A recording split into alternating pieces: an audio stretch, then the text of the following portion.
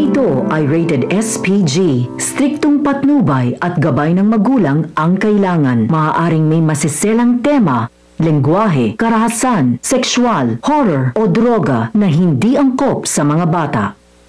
Nalalapit na talaga ang katapusan ni Doc Carlos Benitez. Lumiliit na ang mundo niya dahil malapit na siyang mahuli ng mga pulis. O kaya naman ay mapatay ni Gilbert. Abangan natin sa abot kamay na pangarap.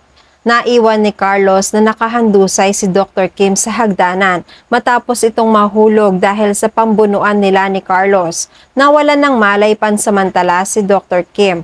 Nung makalabas si Carlos, hindi inaasahan ni Annalyn na makikita niya si Carlos. Nasa mismong harapan na niya.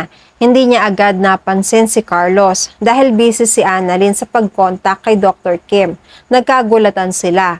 Natakot si Annalyn. Tatakbo na sana si Annalyn nang hilahin siya ni Carlos. Gusto ni Carlos na makuha ulit si Annalyn. Pero mabuti na lang may dala si Annalyn na matalas na bagay. Nasugatan niya si Carlos. Pero naitulak naman siya ni Carlos. Tumama ang ulo ni Annalyn sa pader hanggang may mga guard na nakakita kay Carlos. Tumakas si Carlos. Nagising na ulit si Dr. Kim.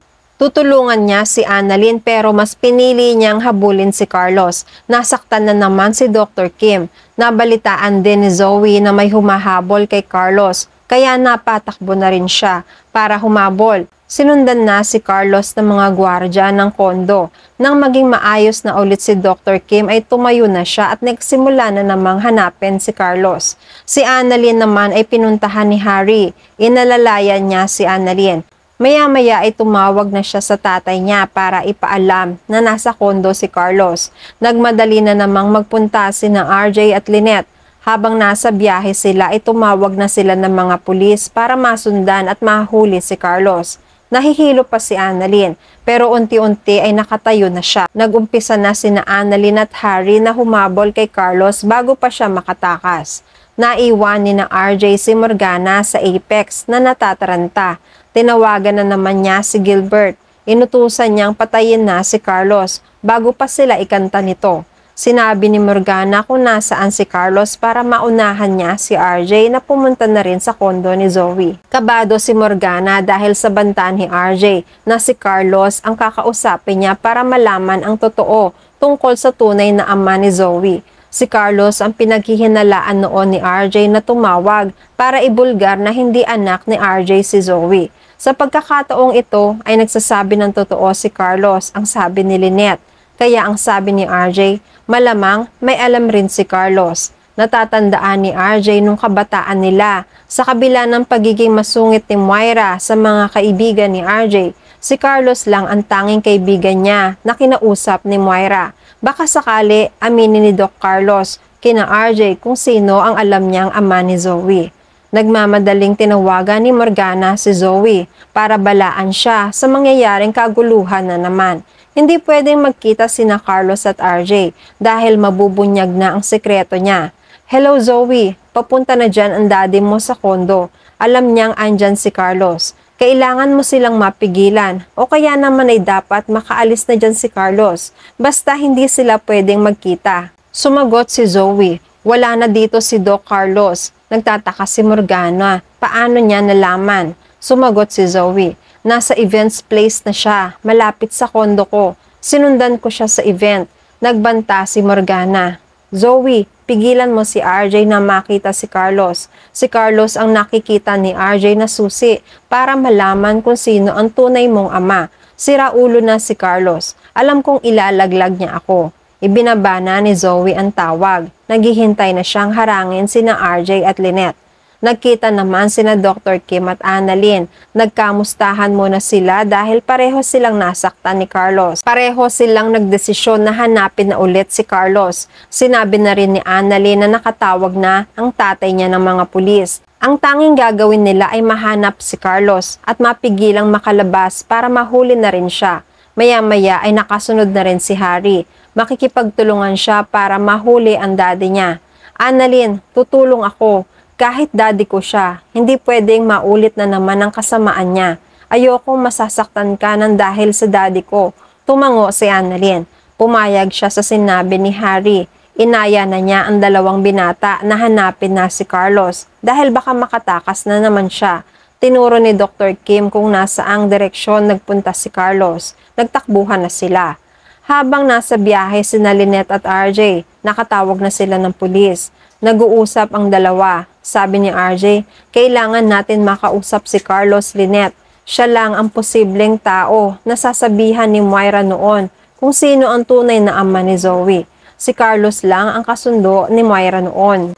Tumatango si Lynette. Maya-maya ay nakarating na sila sa kondo ni Zoe. Nakita din sila agad ni Zoe. Sabi ni Zoe, nakaalis na si Carlos. Nagdrama na naman si Zoe na natatakot siya kay Carlos. Hindi niya akalain na ang isang Carlos na mabait sa kanya ay magiging isang halimaw. Takot na takot siya. Niyakap ni RJ si Zoe. Pinakalma. Sabi ni RJ, dumito lang kayo ng tita Lynette mo. Hahanapin ko si Carlos. Sigurado hindi pa yon nakakalayo. Kailangan niyang managot sa batas. Nagmamadali na si RJ. Tumakbo na siya kung saan ang direksyon na sinabi ni Zoe. Mga ilang sandali pa ay dumating na rin si Gilbert. Hinahanap na rin si Carlos at para makapwesto na rin. Sumunod na ang mga pulis. Nandyan na rin sila. Nagtago si Gilbert para hindi siya makita ng mga pulis. Nag-iba siya ng daan. Inisa-isa ng mga pulis ang pwedeng puntahan ni Carlos hanggang mapadpad sila sa birthday event. Napadpad na rin sina Annalyn at Harry at Dr. Kim. Tumulong sila sa paghahanap. Sa stage, may 3 taong nakasuot ng mascot. Nakasuot ng costume. Nagbakasakali ang mga pulis. Pinahubad nila ang mga costume dahil maaaring nagtatago si Carlos sa likod ng costume. Ang dalawang nakamaskot ay unti-unting nag-alis ng costume sa ulo. Samantalang ang nasa gitna ay nakatigil lamang. Nagalit ang pulis. Sumigaw siya. Tatanggalin mo ba o hindi?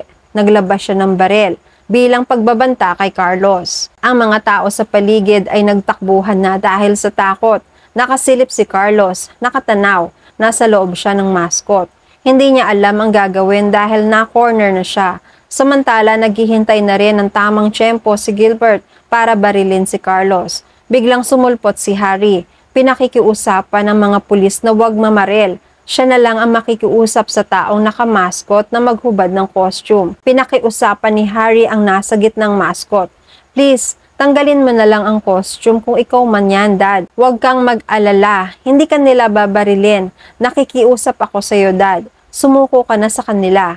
Iyak ng iyak si Harry hanggang naiiyak na rin si Carlos. Naaawa na siya kay Harry. Naisip na niyang sumuko na lang.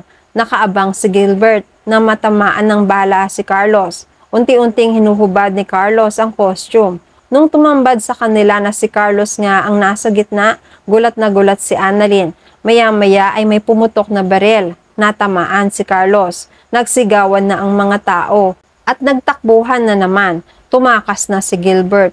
Tumakbo si Harry kay Carlos. Nabigla si na Annalyn at Dr. Kim. Lumingon-lingon sila kung sino ang bumarel dahil wala naman sa usapan nila na mamaril ang mga pulis. At yan ang mga pakakaabangan natin sa Abot Kamay na Pangarap.